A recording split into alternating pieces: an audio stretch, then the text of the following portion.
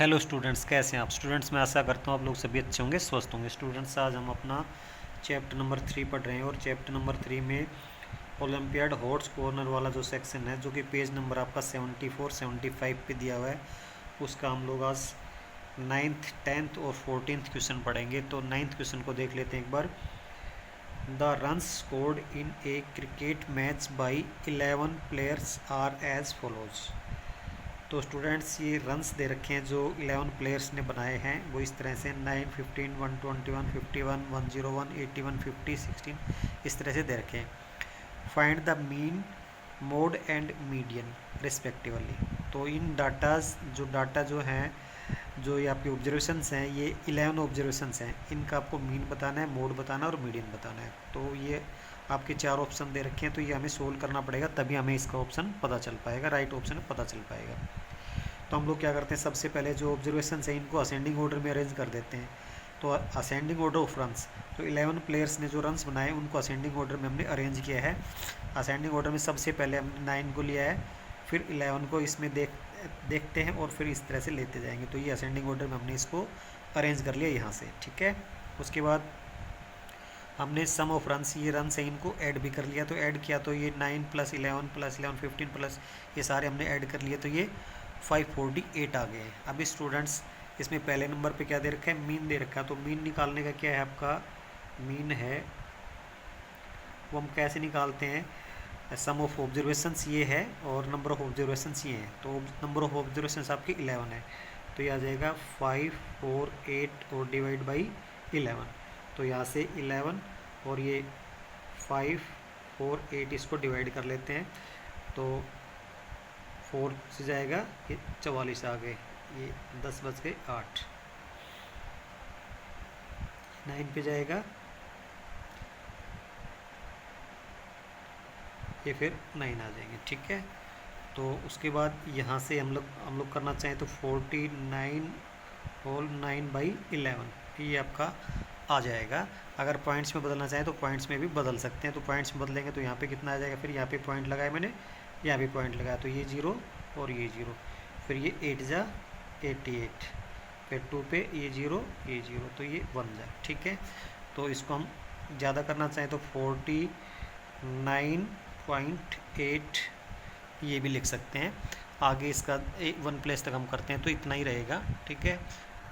और अगर 2 प्लेस तक लिखना चाहें तो इसको 1 को भी लिख सकते हैं, 49.81। तो ये आपका आ जाएगा मीन। इसके बाद अभी दूसरी बात क्या पूछी इसने, मोड पूछा। तो मोड का तो सबसे आसान है। मोड के लिए हमें क्या करना है, जो डाटा जो ऑब्जर्वेशन सबसे ज़्यादा बार आता है, तो सबसे ज़्यादा बार इसमें हमने देखा यहाँ से सबसे ज़्यादा बार कौन आ रहा है, ये 11 आ रहा है। तो मोड कितना हो जाएगा आपका 11। उसके बाद मीडियन को देखते हैं। मीडियन में हमने क्या कि डाटा को अरेंज करना होता है, डाटा हमने पहले असेंडिंग ऑर्डर में अरेंज कर रखे हैं।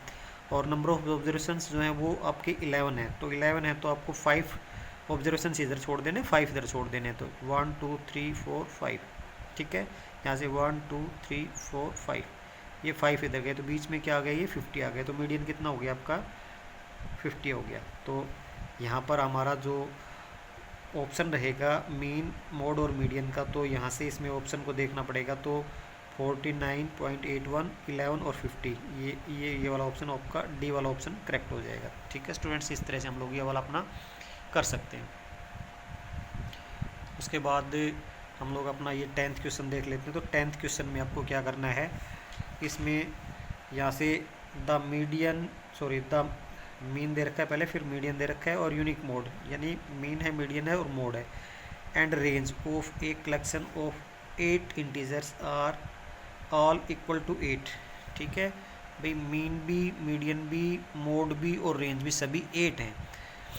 The largest integer that can be an element of this collection is, ठीक है। तो इसमें जो हमारे पॉसिबल एलिमेंट्स हैं वो क्या क्या रहेंगे, पॉसिबल एलिमेंट्स आपके पॉसिबल एलिमेंट्स क्या क्या हो सकते हैं। सबसे पहले जैसे हमने, क्योंकि इसमें ध्यान रखना कि बीच में आपको 8 तो लेना ही है, तो हम लोग यहाँ से 4 लेते हैं। तो क्योंकि आपका जो रेंज है वो 8 होना चाहिए, तो सबसे लास्ट में हमें क्या लेना पड़ेगा, 12 लेना पड़ेगा, ठीक है, 4 और 12, क्योंकि रेंज आपको सबसे कम और सबसे ज़्यादा ये 8 का डिफरेंस होना चाहिए। उसके बाद हम लोग यहाँ पे 8 ले सकते हैं, फिर 8 ले सकते हैं, उसके बाद फिर 8 ले सकते हैं, फिर 8 ले सकते हैं, फिर 8 ले सकते हैं। तो 1 2 3 4 5 6 और ये 7, तो ये आपका हो जाएगा। दूसरा क्या हो सकता है आपका, जैसे हमने 5 ले लिया, 5 के बाद यहाँ पर 5 लिया, तो यहाँ पे दोनों का डिफरेंस आपका कितना आना चाहिए, 8 आना चाहिए, तो हम लोग यहाँ पे 13 लेंगे। तो उसके बाद फिर यहाँ पे क्या करना पड़ेगा आपको, यहाँ पे मैं 7 लेता हूँ, यहाँ पर 7 लेता हूँ, ठीक है। उसके बाद फिर ये 8 लिया मैंने, फिर ये 8 लिया, फिर ये 8 लिया और फिर ये 8 लिया। तो 1 2 3 4 5 6 7, ठीक है, और ये हो गया आपके, ठीक है। तो 1 2 3 4 5 6 7 8, ये दूसरी पॉसिबिलिटी ये होगी। उसके बाद यहाँ पर अगर हम लोग यहाँ पे 6 लेते हैं तो हमें यहाँ पर कितना लेना पड़ेगा, लास्ट में 14 लेना पड़ेगा, ठीक है, ये 14 लेना पड़ेगा। अब उसके बाद 6 के बाद फिर आपको सारे 6 और ये 6 कितनी बार हो गए, 3 बार हो गए ना। उसके बाद फिर आपको 8 लेना पड़ेगा, फिर 8 लेना पड़ेगा और फिर 8 लेना पड़ेगा, 1 2 3 4 5 6 और ये फिर 8 लेना पड़ेगा। तो ये आपके ये पॉसिबल हो सकते हैं, ठीक है, ये इनकी संभावना है, क्योंकि इसमें भी हमने देखा कि सम आपका 64 आ रहा है, इसमें भी सम 64 आ रहा है और इनका सभी का सम 64 आ रहा है। उसके बाद हम लोग मीडियन की बात करते हैं, तो मीडियन यहाँ पे क्योंकि बीच में आपके 2 नंबर मिले, यहाँ पे 8 है बीच में, उसके बाद यहाँ भी और ये यहाँ भी 8 है ये, ठीक है। तो ये सारे के सारे इसमें मीन, मीडियन और मोड और रेंज सभी का 8 आ रहा है। तो इसमें ये आपके पॉसिबल जो हैं ये आपके हैं ये।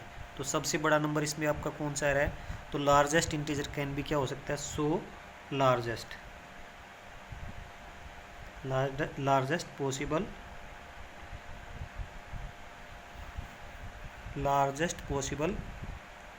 Integer is 14। तो सबसे बड़ा इसमें 14 आ गया। तो ये आपके पॉसिबल आउटकम हो सकते हैं, यानी पॉसिबल एलिमेंट्स हो सकते हैं। तो इनमें सबसे बड़ा कौन सा आ गया, 14 आ गया।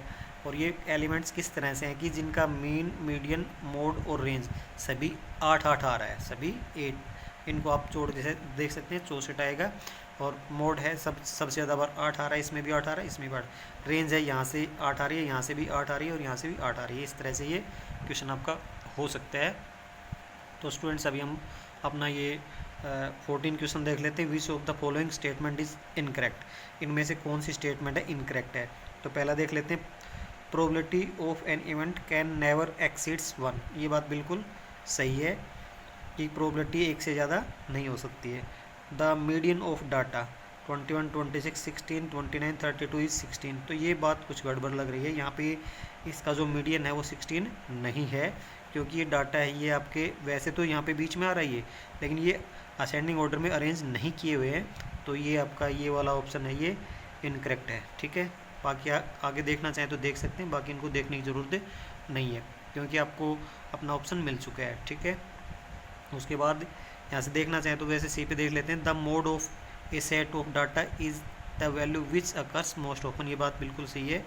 और डी में double bar graphs are use to compare two sets of data.